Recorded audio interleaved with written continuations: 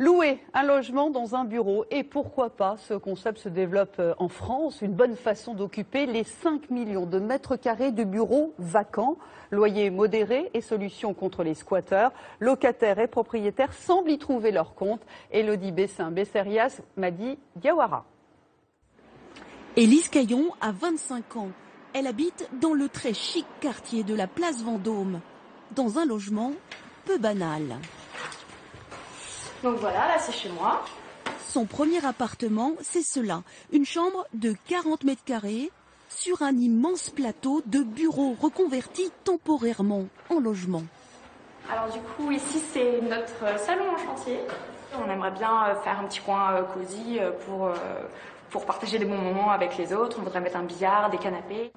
Les autres, ce sont 20 jeunes actifs qui vivent comme Élise dans cet immeuble.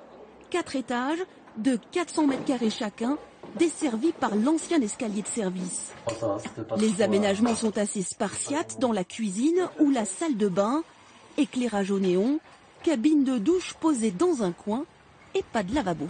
Non, il y a pas. En fait, à côté, il y a quand même les toilettes avec un évier, hein, donc il y a tout ce qu'il faut en fait mais de façon simple.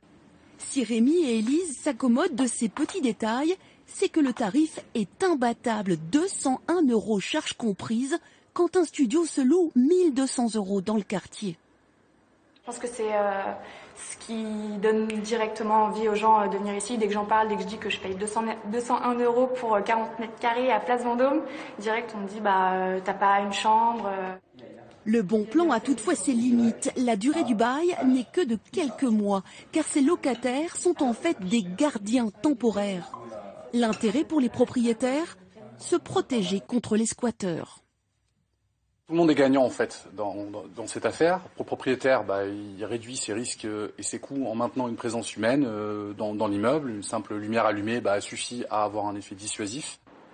Habiter dans un bureau, c'est tout nouveau en France, mais chez nos voisins européens, c'est une véritable tendance. En Hollande, par exemple, 50 000 personnes sont logées ainsi.